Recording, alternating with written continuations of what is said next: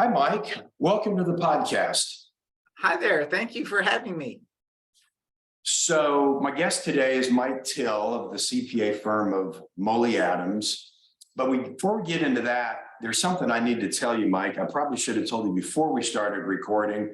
And if it's a problem, you just tell me and we'll just scrap this whole thing. So, I ended up going to college at another large state university like you did. I know you went to Texas A&M, and I went to this certain other public school up in the Hill Country that's kind of a historical rivalry of A&M. Is that going to be a problem? Are we going to be able to get past that? Well, since we're in different conferences now, I think we can bury the hatchet from years ago, and there's some interesting stories there. But no, not a problem from my perspective at all. Hey, at least you're in Texas. There we go. So, how did you end up at Texas A&M? Well, it's a very interesting story. I was choosing between A&M and UT, strangely enough. And, went up to the UT. I was going to go there. I already had a dorm room. I already had everything. Went to the freshman orientation, the first one of the summer. And they instructed us that was great. We were going to get all our classes, signed up for the classes, did not get a single class, not one. And so as a consequence, I decided, I don't want to go through add and drop, and transferred to A&M immediately. And the rest is history, so to speak. That is so funny. So I had the exact opposite story. I grew up in Seguin, Texas, small town. I was kind of intimidated by Austin and the size of UT. And A&M seemed more like my style. I had an A&M jacket I wore all through high school. But my campus visit was so bad that I won't bore you with the details, but it was so bad. And I'm the first in my family to go to college. I'm the oldest in the family. So I was kind of a pioneer, if you will. But the campus visit was so bad, and it culminated with me stepping off the sidewalk to let three women who were taking up the whole sidewalk pass. But where I stepped off the sidewalk was not just grass, but the most sacred of the grass in front of MSC, I guess it's called. Yeah. So somebody tapped me on the shoulder. They were very polite. They educated me on my mistake.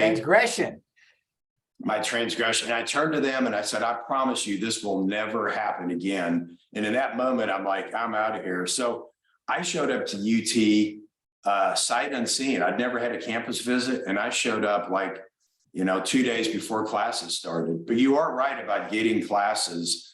It is difficult, and it's every semester you have to go through this complicated add drop process. Yeah. And it's like being on the stock exchange. You have to go to the Irwin Center. They've got tens of thousands of people there, and you're like practically swapping classes. And at one point, you might end up with 30 or 40 classes because you're like, well, I don't really want this economics class in the afternoon, but that's all they have now. So I'm going to pick it up for now. And then if I get my morning eco class, then I'll go drop it. That sounds like my wife shopping. She'll buy 8 things and send 7 of them back. Well, it gives her more data that way. I must admit, I kind of do the same thing. I like my data. So you have an accounting degree from Texas A&M. I do. And then what happened after you graduated? Well, my original intent was to go to law school. And all of my friends were attorneys or in law school. And I decided I wanted to pass the CPA exam. I graduated in May of '79 and actually passed the CPA exam in November of '79. That was the first time I could take it. So I passed all 4 parts on my first try. And had intended to go to law school and just got into it. And the more I saw of the type of work some of my lawyer friends were doing, the more I just decided what I really wanted to be was more in the business sort of consulting business side, and decided I liked where I was and dropped law school. Well, you were ahead of your time because that was back, late 70s? We're talking about early 80s. Right. And I think that was kind of forward thinking. I mean, heck, it even seems forward thinking today in the accounting profession to do more than put numbers in boxes. Oh, that is my pet peeve. Yes, in general, I as an industry, I'm so happy that we tend to be moving outside of that old compliance only centered business and to some forward value added type services. I think that's where the business is going. I think that's where the industry needs to go. And I love it. That is great. Well, tell me about the firm, Mohle Adams. When did it start? When did you become involved? Okay, so Mohle Adams was formed in 1946. So we just had our 75th anniversary. So we're on like our fourth generation of partners. Strangely enough, I hope this doesn't sound bad. My dad was the managing partner of the firm back in the 60s. Really? And he was actually still there. They called me up when I was about to go to law school and said, why don't you just come here and try it for a little bit and before you go to law school? And that's how I got started. He retired very quickly after I got there. But that's the way that played out. The firm has presently like 6 partners, about 45 total people. We're very fortunate that we had a great client list to begin with, and it has grown kind of naturally and organically through our clients' growth. One of my axioms of public accounting is if your client's business grows and they're more successful, then my practice in business or our practice in business with them will grow. And that's been proven over 40 years. And that I started at the firm in 1980. And you know, I'm nominally, my background is financial reporting. I have a kind of a specialization in, you know, in Houston, a lot of our business is tied in one way or the other, at least indirectly, to energy type stuff.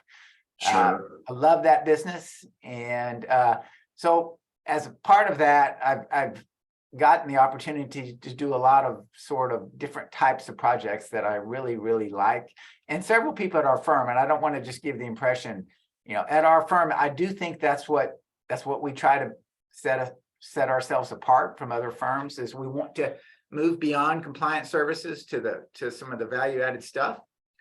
There are just so many opportunities within those spaces that we think are just ripe opportunities for public accounting in general. I mean, all the statistics show that the public trusts, you know, CPAs. They just wish they did more. Yeah, on the value added stuff. And we're more proactive. Those are the 2 complaints, right, that we need to be from our clients. Right. So what are some of the, and so one question is, so you all do both tax, audit, and advisory work, is that correct? We do. And I think one of the things we've tried very hard to do, what I really do think separates us is I am a big sort of strategy type thinking person. And we decided early on that our calling card, if you will, for our firm was we wanted to condense it down into sort of one sentence, and that sentence became that the purpose, the core purpose of our firm, Mohle Adams, was that we wanted the firm to encourage, to facilitate, to incentivize professional relationships inside the firm, outside the firm, internal clients, external clients, the community. And in order to do that, we were going to have to structure ourselves differently than a lot of the firms. And for example, we try very hard not to have too formal a separation between financial reporting and tax, for example.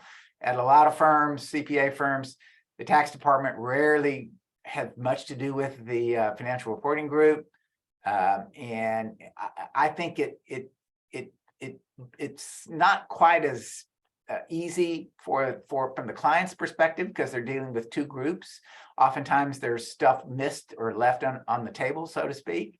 And we've tried very hard to have policies and procedures and hiring procedures and training procedures to sort of center it around the client from the perspective of, for example, we have financial reporting people that will also work on the tax return. And the same people will think about what's going on with this business looking forward. And I do think that has really helped distinguish us and given it more of a unified look to our clients, so that they know who to call, they know which people are working on their stuff. We've We've maintained the same people on our engagements, year after year. We haven't had a lot of client turnover or employee turnover, and that has been helpful in sort of establishing the relationships with clients and internal clients as well as external clients. Okay. And I think that's worked out well for us. Well, and it's interesting. So do you all do any public company audit work? We do not do any public By design. By design, right? By design, absolutely. You know, I find it's your not our firms cup are- of tea because Sure. you can't. They don't need us. They've they have more consultants than we'll ever be able to shake a stick at. They're outside of our lane. No, understood. Well, and what I find so interesting is, the firm's 75 years old, but, only 6 partners and 45 staff. I can think off the top of my head, several firms in Houston that are 5 years old or 10 years old that are bigger than that. That obviously that meant growth was more of a priority for them. But it sounds like for you all have taken a more measured, a more organic approach. Well, and I think that's exactly right. I think what was important to us is the type of client that we were looking for, the type of firm we wanted to be. One of the things that I learned, or at least my perception is, I should say, is that above a certain size, future growth in the size of the firm, and yes, firms need to keep growing to create opportunities for its staff, but at some point, the future growth and everything really pertains to the newer people, the younger people growing. And yes, you need to create opportunities for them. But from a certain perspective, it also complicates the administration and everything else, and people become a little bit more administrative. And that was never my strong suit or desire, or even some of the other partners at our firm. What we wanted to do was get a really good client base that we trusted, that we liked, that we thought were good business partners, and that we wanted to then try to do as many things with them as we could within the constraints of, what's right. Sure. Obviously you have to worry about independence and some conflicts of interest type things, but we feel like we can manage those and do well with those. Well, and another benefit, I've not been to your offices, but it wouldn't surprise me if all of your team was on a single floor of your office. It is a single floor. Yes, correct. And that's helpful because so many firms that I've seen that are 100 people or more, they're on multiple floors, and guess how they divide it? Audit on one floor, tax on the other. And I will tell you, it's amazing. And I'm in the office a lot as opposed to being out. I'm out at my clients some, but I'm in my office almost every day. And when I say in the office, I'm in our office. I spend a lot of time walking around our floor, talking to people. And, I like to go to them rather than them have them come to me. I think I like moving around. I like kind of going to them and seeing what's going on. And there's a term for that. Yeah. I think there's a term for that. It's called MBWA. Management by walking around. Yeah. I think that's true. A lot of my clients absolutely believe in that principle, by the way. Do they? Absolutely. Okay. Yeah, I think Steve Jobs was a big fan of that too, for better or for worse. Okay. Right. So to kind of summarize, y'all aren't trying to be the biggest. You're not trying to be the fastest growing. You really are trying to take a long-term approach to when you find a really good client that you want to partner up with. Right. You want to do a great job and make it so they never really want to go to another firm. Well, what we really want is what I call it is we'd like to have a seat at the table with them. Okay.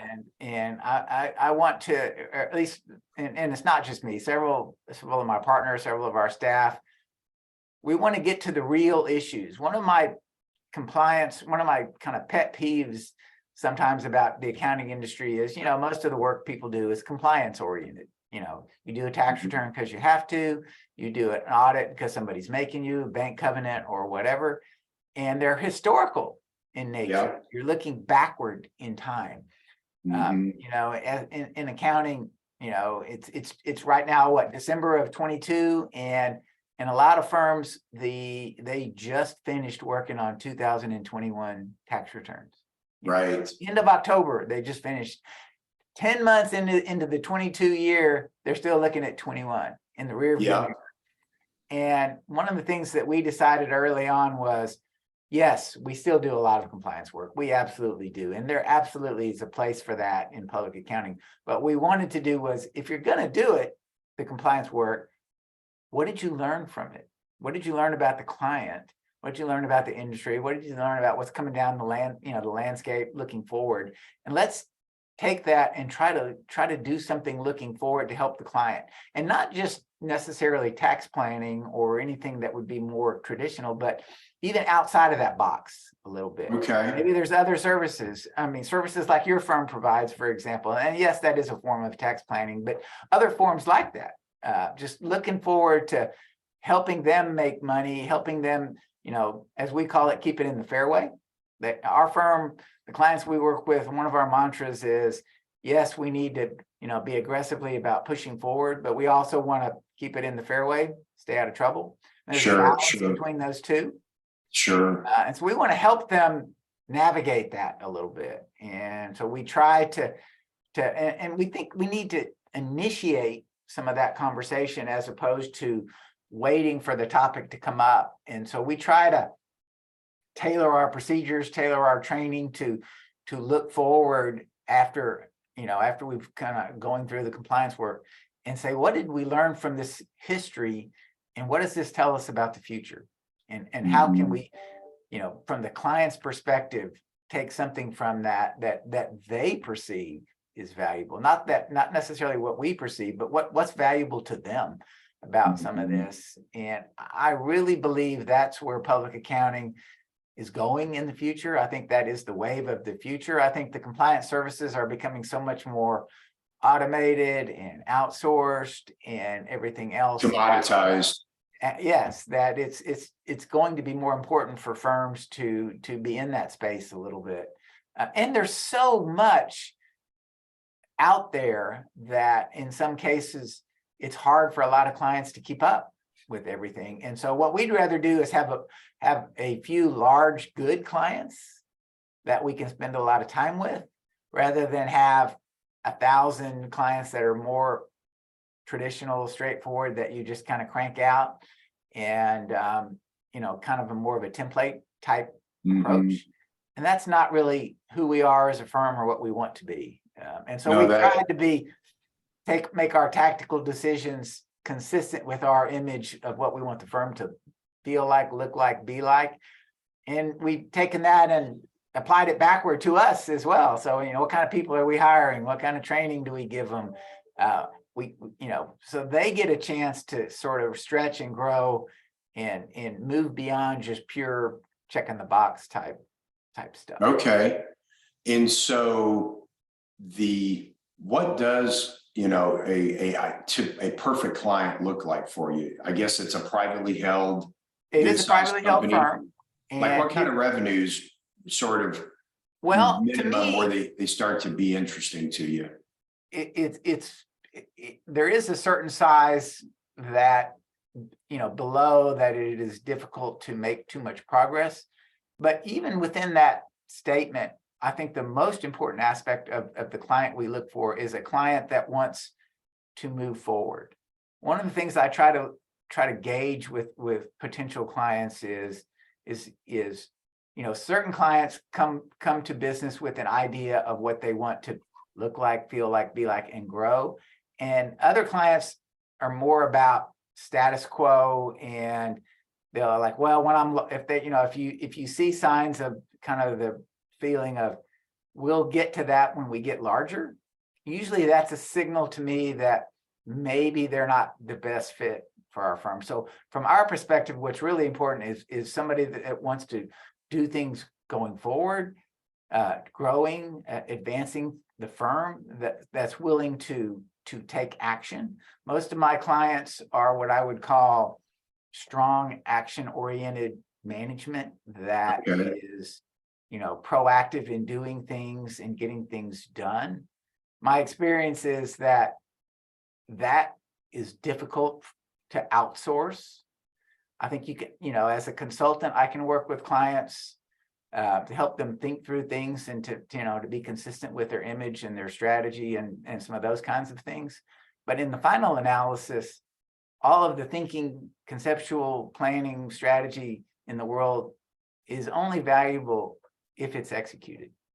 And it's management of the firms have to execute. So the most important thing I look for, or we look for as a firm, is clients that want to execute and can execute in terms of things, that they're not procrastinators. They want to get things done. It's sort of like the idea of is once there's agreement on who, what, when, where, how, it's head down, full steam ahead, modify if you have to, but don't wait for perfect information, but move and evaluate, revise, just keep going. And that is a perfect client for us. Somebody that is willing and able to sort of do that.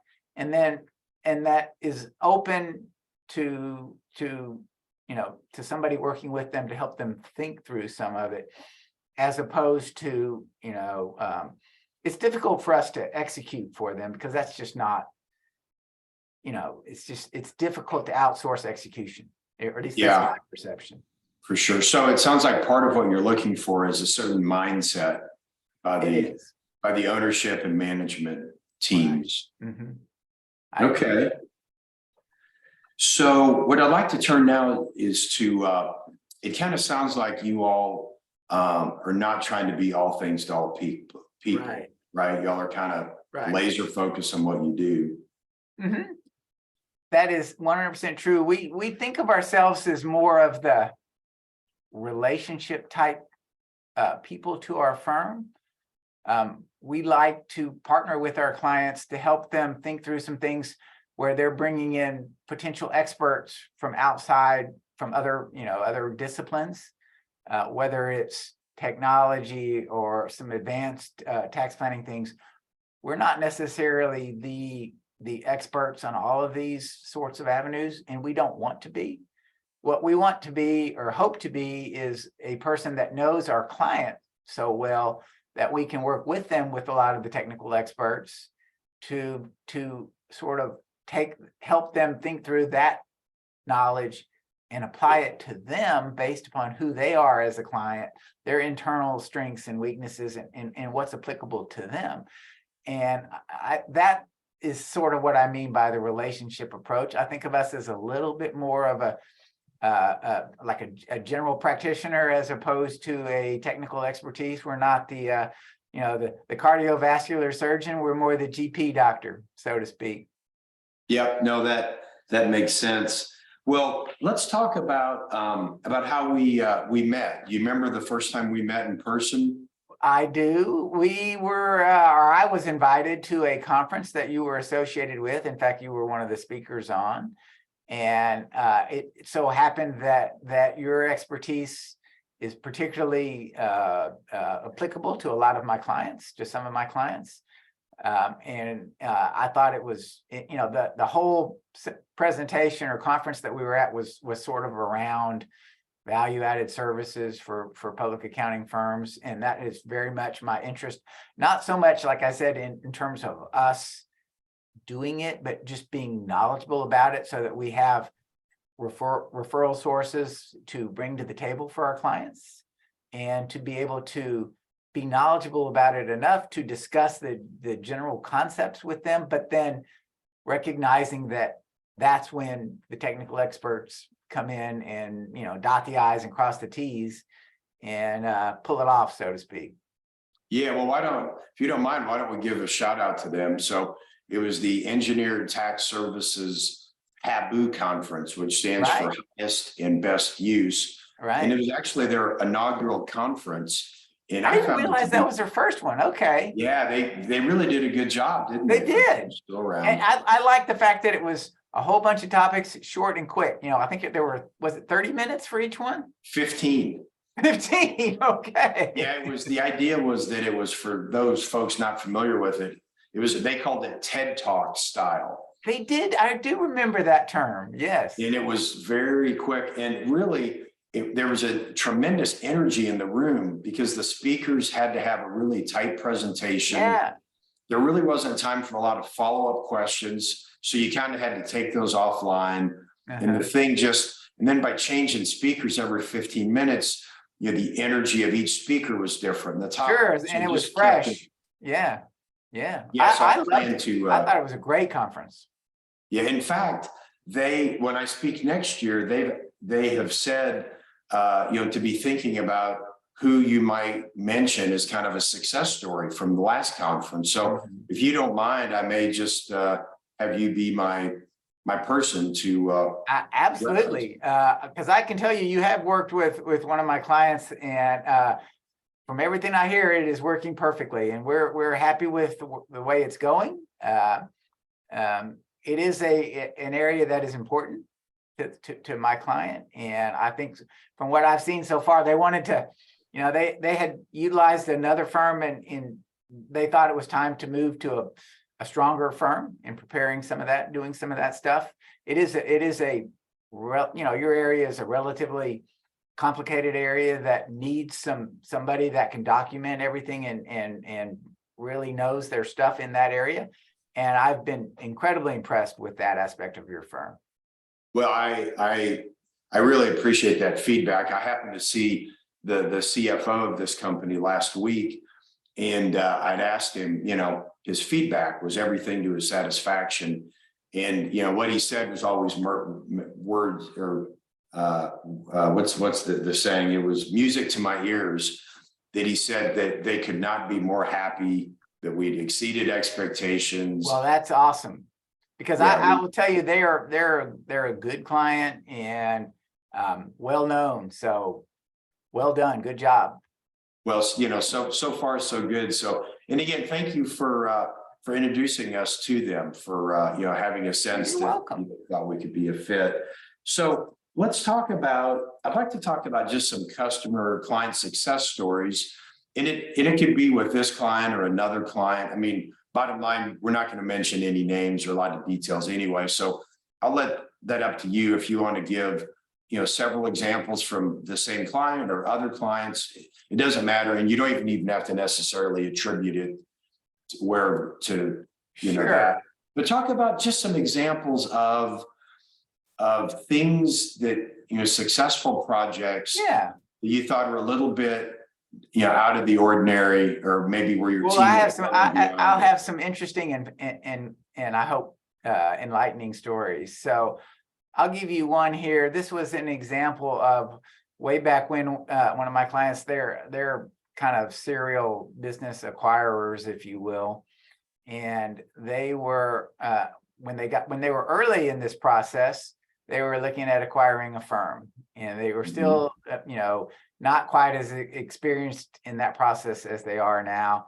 And I always loved this aspect of the work. So I was on their due diligence team and their deal negotiation and deal structuring team to sort of analyze some of this. And as we got going in this project, the owner of the company was showing signs of being a little bit unsure of the deal, because it was going to require a pretty significant investment in cash up front. And one of the things I had noticed in this business was that there was a large cash balance that was what's known as a suspense account for legal purposes, because they were a first purchaser of crude oil under the Texas rules. And as a consequence, they had a large balance where they had purchased crude oil but could not pay for it because clear title had not been established. And the way that works is you literally buy the oil, you sell it, collect cash, but you can't pay for it until title gets cleared. And if it doesn't get cleared within 3 years, it's cheated to the state, the balance. Okay. But what happens in these businesses is this balance just rolls. It rolls. Okay. So because something goes off, it gets cleared, but a new item comes on. This is always sort of like an unpaid. It is a liability, but it's unpaid, and your client is able to use this cash. And so Right. he was nervous about the down payment. And I said, well, what if I can cut your down payment in half? And he goes, well, he's not going to, the client, the seller's not going to take less cash. And I said, well, he doesn't have to. And he looked at me and goes, I'm not following you. And I said, well, the suspense account is about half of the down payment. You buy the company and you now have access to that cash immediately. And guess what? Until you sell the business, you never pay it back. In fact, the balance grows. It's an interest-free, unsecured loan that you have the ability to use that cash. You can finance your own acquisition by that money. Interesting. And he looked at me and goes, you're serious. This is perfectly acceptable and legal. And I'm like, it is 100%. I called the state. I checked out the rules. You don't have to put a bond up. You don't have to do anything. It is your cash. You just have an unsecured liability. You have a liability on your books. Right. You can use the money. And Right. and by it's think of it like a deposit on a apartment rent. Yeah. Yeah. So they collect the deposit, and they pay it back when the guy leaves. But guess what? A new person comes in and pays the deposit again. So the deposit you never pay it back. It just keeps going. And it's not like business grows, that balance grows. Yeah, and it's not like the apartment. And it's not like the apartment complex has to have a separate custodial They do not have to keep it in account. a separate account. Yeah, it's all combined. It just rolls. And what's funny is the seller of the business came up to me after we struck the deal, and he looked at me and goes, it took us 4 years when we were operating this business before we realized we could access that money and use it for our own internal financing needs. He goes, you guys figured it out in like 2 days, and it took us 4 years. and my client was like, that made the deal happen. And that deal has now paid itself back probably 5 or 6 times over. Oh, that's great. And my client, and that was sort of one of their early ones. And it really set the table for future transactions. And this client now has probably purchased a dozen companies over the last, say, 10 years. And more importantly, it gave me the opportunity to, we probably look at 5 or 6 companies a year, looking at these businesses. And it's a real chance to look at businesses and see, not only how does this business over here that they're thinking about buying, how do they make money, but how does it fit in with the buying client, and what does my client bring to the table to where they can, because their philosophy is sort of like Warren Buffett. They want to keep management in place. They usually have them keep a stake if they're willing, something like 10 to 25%. And the idea is, what does my client bring to the table that is more than just cash, in other words. And so, how do we get 1 and 1 equals 3 in terms of the ability to open doors for them, the ability to do something that makes this entity more valuable, where they don't have to pay for it. And that's a big part of how we try to structure deals, and not just structure deals, but how we present them to the seller. And those sorts of arrangements and possibilities are fascinating to me, and I just love the chance to do some of those. I think it's just terrifically fun, and there's a chance there to really make a difference with both from the my client, the acquirer, and the seller. And what's funny is, probably in 75% of the cases, I've ended up picking up the seller as the client as well as the acquirer. Wow. And that's pretty interesting and fun. Yeah, well, that's also an indication that you're doing some things right. Well, they like it because they're making money too. I mean, we try to structure the deal where it's a win-win. Sure. So back to this specific case where they're able to use this unsecured liability, is it safe to assume that the client was appreciative? I would say that made their deal. And I really was afraid that the deal was not going to go through. But just the ability to sort of think out the box and notice that, and to present it to them. When I mentioned that to the CEO of the company, his eyes got the size of dollar bills and dollar coins. And I was like, he was like, no way. And I'm like, it sounds too good to be true, but it is 100% true, and not even remotely aggressive. It is standard, but nobody thinks about it, Wow. Well, is it safe to assume then, because, I know that due diligence, the professional fees can really add up quickly. And so is it safe to assume then when he got your bill, the next bill, that he wasn't questioning, how you spent every quarter hour? Is that probably a safe assumption? What he tells me, and this is a pretty strong CEO. He tells me, he goes, and my staff, we have a meeting every year where we go over stuff, planning for the next year. And he always brings up that he goes, we can get anybody to do the audit. We can get anybody to do the tax return. So what we value and find important in our relationship with you guys is that you're looking at these sorts of things that help us be more successful in our business. And it's those that make us more than willing to pay the freight for the audit. Now, we don't. I'm not a believer in contingent billing or necessarily what you might call value-added billing. We bill our rates, and they're fair rates, but we do collect a pretty high percentage of our bills for that reason. Sure. We think they're fair and reasonable, but from their perspective, it's what makes it, it's why they want to continue to do business with us. That is great. Well, do you have another example? And the reason I'm asking you to tell these is because there will be companies and executives listening to this podcast, and I'd like to give you a couple examples. So one of them might resonate and they'll think, oh boy, I need to call Mike. Let me give you another one. And this one is way outside the box. Okay. One of my clients, and this is a different client, called me up and asked me to sit on their technology committee. It's a big firm. Okay. And you have to know a little bit of my background. I am not at all, not even a little bit, a technology person. In fact, I'm almost a dinosaur. Okay, so it seems ironic that they it does seem ironic. And I asked him, I said, no, why do you want me to be on the technology committee? I don't really know anything about technology.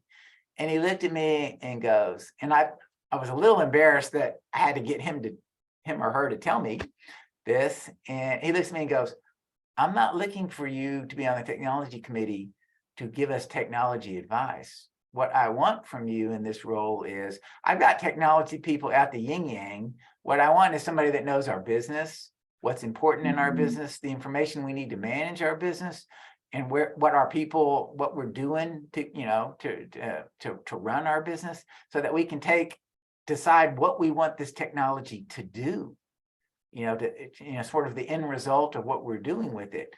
And I remember thinking to myself, oh, Mike, how did you miss that yourself? And it was so funny. And so I sat on their committee, and this was probably a $10 million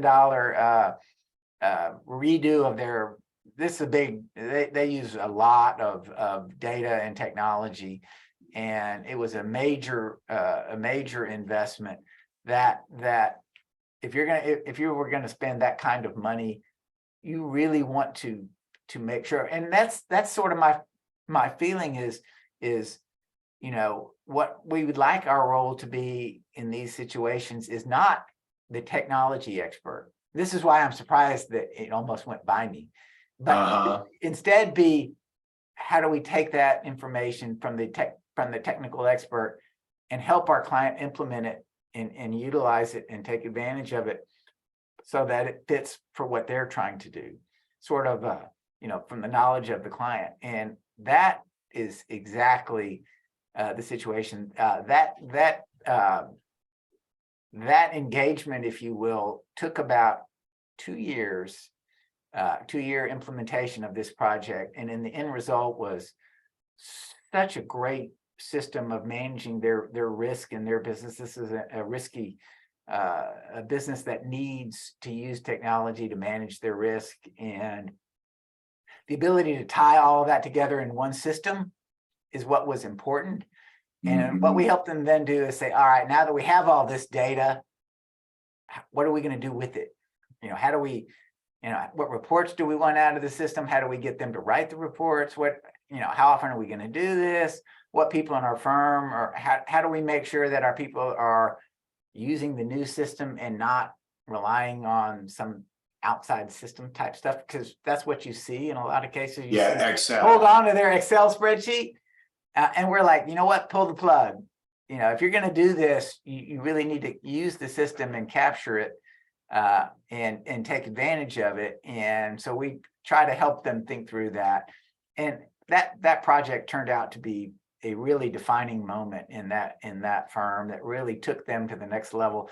And what was important is that cemented their image, if you will, not just to us, but to their outside, their bankers, their regulators, some of their other things that everybody looked at that and says, okay, you've now really stepped up. And that was the kind of result they were looking for. And if you're going to spend that kind of money, enhance their credibility, and the perceived sophistication of the organization. Exactly. And this was a perfect opportunity to do that. And that I still participate in that, some of that report writing for some of them in terms of some of that stuff. And I just find it, I'm grateful for the opportunity to do so, because if it wasn't for that, I would not keep up with technology in and of itself, but it sort of drags me through it, if you will, because I've never been a technology person, but now I get the chance to look at it. And that's true in so many parts of our business, which is why I like those kinds of clients where you move with them. You learn new things because you get involved in new projects. Right. The example of your firm working with one of my clients is exactly the same process. I'll end up having a little bit more or a lot more knowledge about the specifics of IC Disc. I don't ever want to be a technical expert in it, but I like the idea of making sure I understand, at least on what I call the executive summary aspect of the engagement, so that I can have a conversation with clients about when and where it's applicable to their business, and not just at a 100,000-foot altitude, but a little bit more tailored to them specifically. And the more chance I get to work with a firm like yours that really does not just get into the weeds, but then brings it up as well, so that there's a kind of a clear picture at the end of the day. I think that is what they're looking for, and what I'm looking for from the people I work with, the technical experts, because that's what allows me to then leverage that and learn from it and say, okay, what other clients do I have where that might work out? That sort of approach. So no, that makes sense. I really appreciate it. This has been so much fun. I can't believe how fast the time has flown by. I just have a couple more questions. I know I talk a lot, so feel free to rein me in. No, it's perfect. So what are some of the things you enjoy most about your role as a senior partner at a boutique CPA firm? What I really enjoy about public accounting is the ability to form what I call deep professional relationships with my clients. It might not seem so on the surface, but deep down, I'm somewhat of an introvert. And what I need or find I need is a task that enables me to focus on the task. And through that task, I use that to forge the relationships with the clients. And so what public accounting does, and what my role does, is it provides me the opportunity to do that, that without that, and it's like the technology example, I wouldn't have ever participated in a technology project and hence got to learn a little bit more about the client and their people and their relationships if I wasn't in that role. And that is what I really love doing. At my core, I'm more of a consultant than I am anything else. By consultant, I don't mean somebody that tells somebody what to do. Because my experience is that's not a very good approach. But what I like to do is help people think through projects, think through situations, and make sure that they're not making what I call one-off tactical decisions that might not necessarily line up with their long-term strategic, image of themselves, so that you end up at one point going, how did I get here? I didn't mean to get here. And so I'm a very big concept person and like to sort of look through that prism of strategic thought and conceptual thought and say, how does all this play out? What does the end result look like? And at my core and at our firm's core, that's what we really like to do. That's why if it wasn't for that, the compliance aspect of our work would drive me nuts, quite honestly. Sure. But the chance to learn from it and go forward from it, that makes the compliance part worth it. Yeah.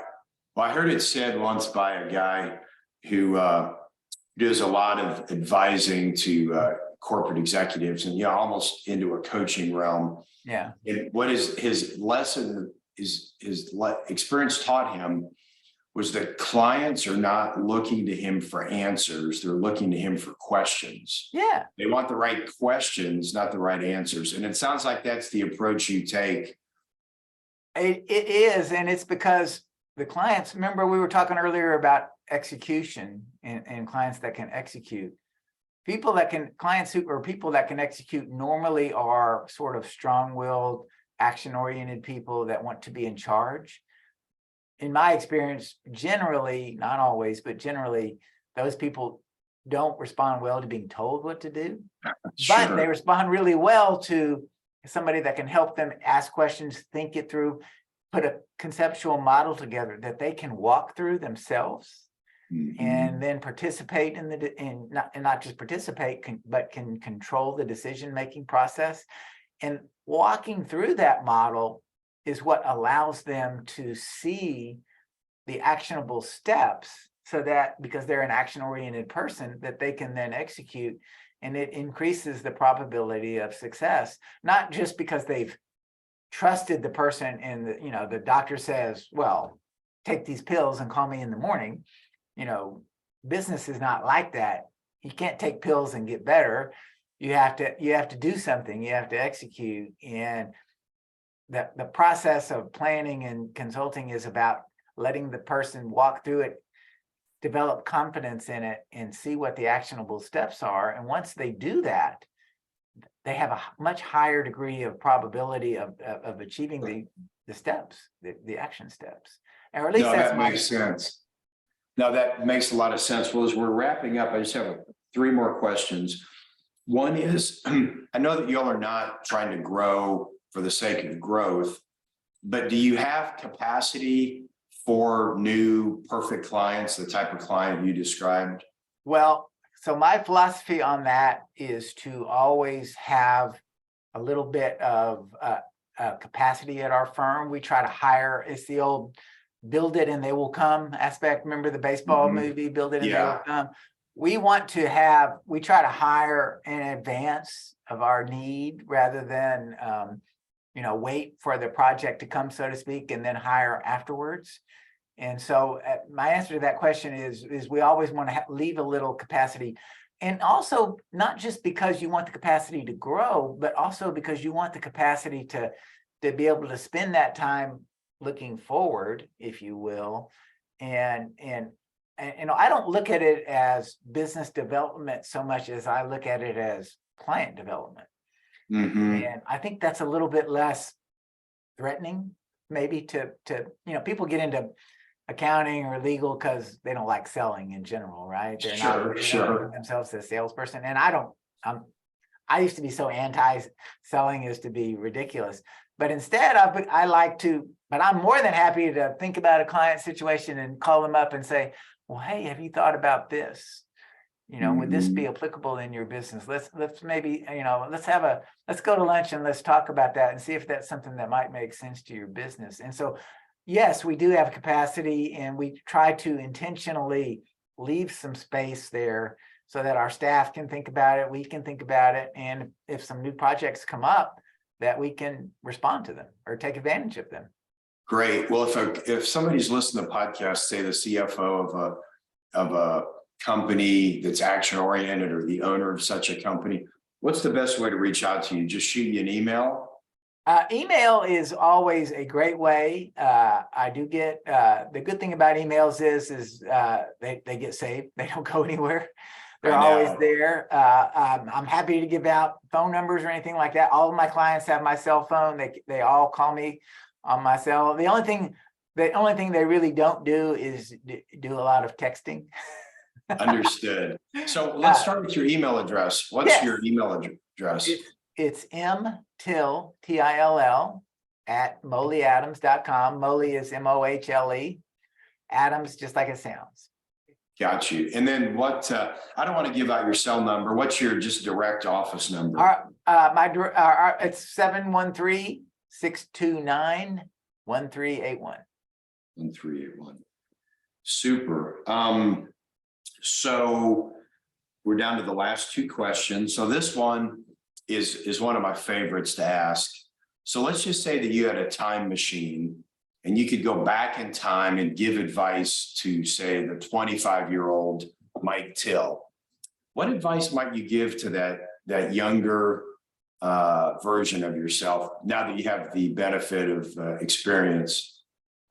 Well, I have a perfect example of that. The advice I would give is to recognize that, learn early on that asking the right questions and giving advice to clients is not the same as telling them what to do. I used to have this fear or this mindset early in my career that who am I as a 25-year-old to tell this business leader, hey, this is what you should do. I always was reluctant to sort of push myself in that direction.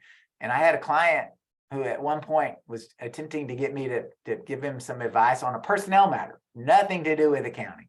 And I was literally shrinking against the wall, trying to back out of his office. And he looked at me and goes, Mike, just tell me what you think. I'm going to make the decision. It's my decision, but I just want to hear what you think. The advice I would give to myself is, I wish I would have learned that earlier. Because it is true. And it's just your own fear and maybe rationalization from doing stuff.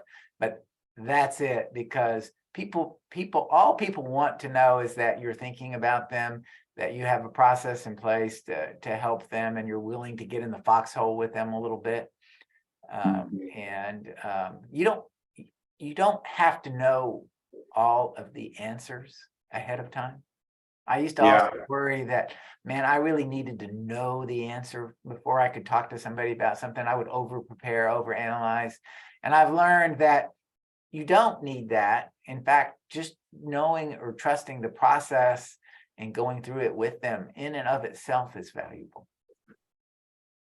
I heard it said once that at the core, what clients really want from their advisors is leadership. Yeah.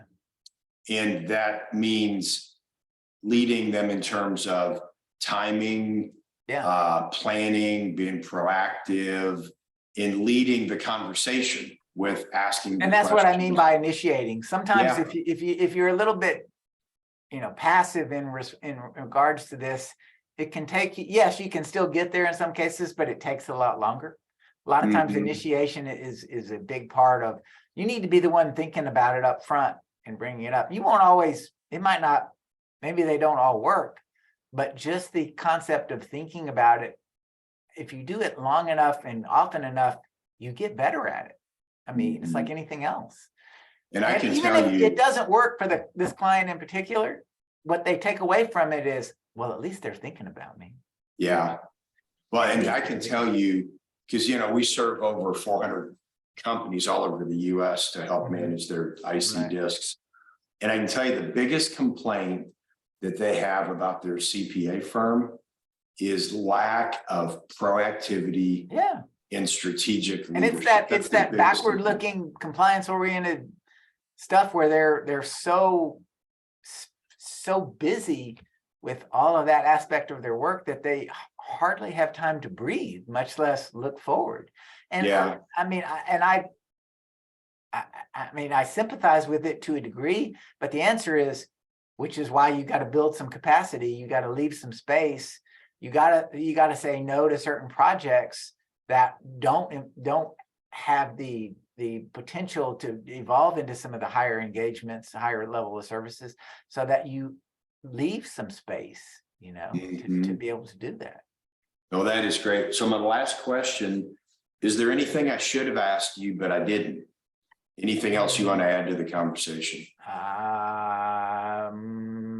Well, I can't think of anything. I love the opportunity to think about business. I can't think of anything. I think we've hit them all.